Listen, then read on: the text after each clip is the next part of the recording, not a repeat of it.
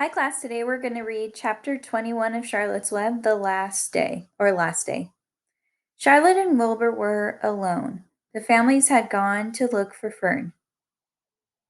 Templeton was asleep. Wilbur lay resting after the excitement and strain of the ceremony. Remember, he fainted. His medal still hung from his neck. By looking out of the corner of his eye, he could see it. Charlotte, said Wilbur after a while, why are you so quiet? I like to sit still, she said. I've always been rather quiet. Yes, but you seem specially so today. Do you feel all right? A little tired, perhaps, but I feel peaceful. Your success in the ring this morning was, to a small degree, my success. Your future is assured. You will live secure and safe, Wilbur. Nothing can harm you now. These autumn days will shorten and grow cold. The leaves will shake loose from the trees and fall. Christmas will come, then the snows of winter. You will live to enjoy the beauty of the frozen world. For you mean a great deal to Zuckerman, and he will not harm you, ever. Winter will pass, the days will lengthen, the ice will melt in the pasture pond. The song sorrows will return and sing, the frogs will awake, the warm wind will blow again. All these sights and sounds and smells will be yours to enjoy. Wilbur, this lovely world, these precious days. Charlotte stopped. A moment later a tear came to Wilbur's eyes. "Oh, Charlotte," he said, "to think that when I first met you I thought you were cruel and bloodthirsty." When he recovered from his emotion he spoke again. Why did you do all this for me?" he asked.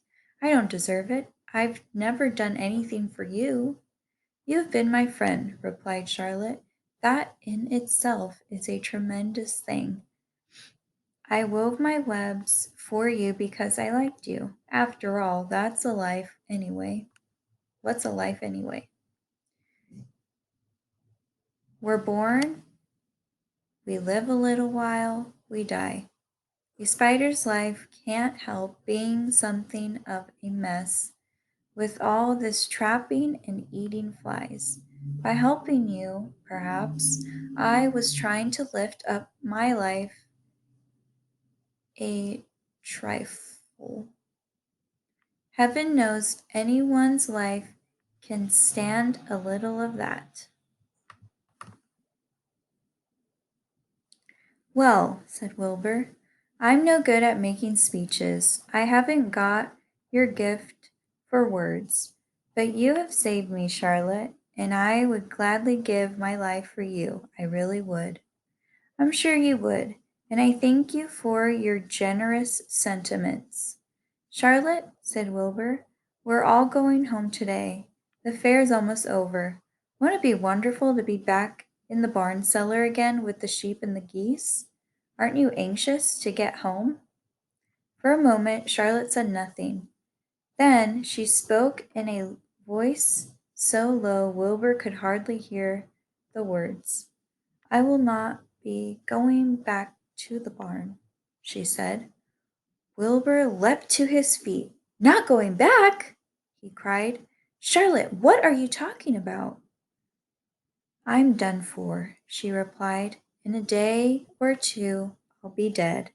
I haven't even strengthened enough to climb down into the crate. I doubt if I have enough silk in my spinnerets to lower me to the ground." Hearing this, Wilbur threw himself down in an agony of pain and sorrow. Great sobs racked his body. He heaved and grunted with desolation. "Charlotte," he moaned, "Charlotte, my true friend." "Come now, let's not make a scene," said the spider. "Be quiet, Wilbur. Stop thrashing about." But I can't stand it, shouted Wilbur. I won't leave you here alone to die. If you're going to stay here, I shall stay too. Don't be ridiculous, said Charlotte. You can't stay here. Zuckerman and Lurvy and John Arbull and the others will be back any minute now, and they'll shove you into the crate and you'll go, and away you'll go. Besides, it wouldn't make any sense for you to stay. There would be no one to feed you. The fairgrounds will be so empty and deserted. Wilbur was in a panic. He raced around and around the pen. Suddenly he had an idea. He thought of the egg sack and the 514 little spiders that would hatch in the spring. If Charlotte herself was unable to go home to the barn, at least he must take her children along. Wilbur rushed to the front of his pen. He put his front feet up on the top board and gazed around. In the distance he saw the Arbulls and the Zuckermans approaching. He knew he would have to act quickly. "Where's Templeton?" he demanded. "He's in that corner under the straw, asleep," said Charlotte. Wilbur rushed over, pushed his strong snout under the rat, and tossed him into the air. "Templeton!" screamed Wilbur. "Pay attention!" The rat, surprised out of a sound sleep, looked first dazed, then disgusted. "What kind of a monkey shine is this?" he growled. "Can't a rat catch a wink of sleep without being rudely popped into the air?" "Listen to me!" cried Wilbur. "Charlotte is very ill. She has only a short time to live. She cannot accompany us home because of her condition. Therefore, it is absolutely necessary that I take her egg-sack with me. I can't reach it. I can't climb. You are the only one that can get it. There's not a second to be lost. The people are coming. They'll be here in no time. Please, please, please, Templeton, climb up and get the egg-sack." The rat yawned. He straightened his whiskers. Then he looked up at the egg sack. "So," he said in disgust, "so it's old Templeton to the rescue again, is it? Templeton, do this. Templeton, do that. Templeton, please run down to the dump and get me a magazine clipping. Templeton, please lend me a piece of string so I can spin a web." "Oh, hurry," said Wilbur. "Hurry up, Templeton." But the rat was in no hurry. He began imitating Wilbur's voice. Oh my gosh. "So it's 'hurry up, Templeton,' is it?" he said. "Ho, ho. And what thanks do I ever get for these services? I would like to know. Never a kind word for old Templeton, only abuse and wisecracks and side remarks. Never a kind word for a rat." "Templeton," said Wilbur in desperation, "if you don't stop talking and get busy, all will be lost, and I will die of a broken heart. Please climb up." Templeton laid back in the straw. Lazily he placed his forepaws behind his head and crossed his knees in an attitude of complete relaxation. "Die of a broken heart," he mimicked. "How touching! My! I noticed that it's always me you come to when in trouble, but I've never heard of anyone's heart breaking on my account. Oh, no. Who cares anything about old Templeton?" "Get up!" screamed Wilbur. "Stop acting like a spoiled child." Templeton grinned and laid still. "Who made trip after trip to the dump?" he asked. "Why is it old Templeton who saved Charlotte's life by scaring that Arbull boy away with a rotten egg goose? Bless my soul, I believe it was old Templeton who bit your tail and got you back to your feet this morning after you fainted in front of a crowd. Old Templeton. Has it ever occurred to you that I'm sick of running errands and doing favors? What do you think I am, anyway? A rat of all work?" Wilbur was desperate. The people were coming, and the rat was failing him. Suddenly he remembered Templeton's fondness for food. "Templeton," he said, I will make you a solemn promise. Get Charlotte's egg sack for me, and from now on, I will let you eat first when Lurvy slops me. I will let you have your choice of everything in the trough, and I won't touch a thing until you're through." The rat sat up. "You mean that?" he said. "I promise, cross my heart." "All right, it's a deal," said the rat. The rat walked to the wall and started to climb. His stomach was still swollen from last night's gorge. Groaning and complaining, he pulled himself slowly to the ceiling. He crept along till he reached the egg sack. Charlotte moved aside for him. She was dying, but she still had enough strength to move a little. Then Templeton bared his long, ugly teeth and began snipping the threads and fastened the sack to the ceiling.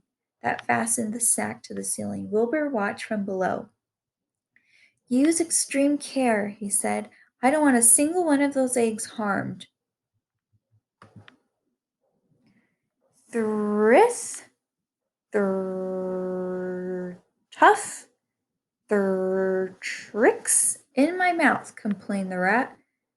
"It's worse than caramel candy." But Templeton worked away at the job and managed to cut the sack adrift and carry it to the ground, where he dropped it in front of Wilbur. Wilbur heaved a great sigh of relief. "Thank you, Templeton," he said. "I will never forget this as long as I live." "Neither will I," said the rat, picking his teeth. "I feel as though I'd eaten a spool of thread. Well, home, here we go." Templeton crept into the crate and buried himself in the straw. He got out of sight just in time. Lurvy and John Arbull and Mr. Zuckerman came along at that moment, followed by Mrs. Arbull and Mrs. Zuckerman and Avery and Fern. Wilbur had already decided how he would carry the egg sack. There was only one way possible. He carefully took the little bundle in his mouth and held it there on top of his tongue.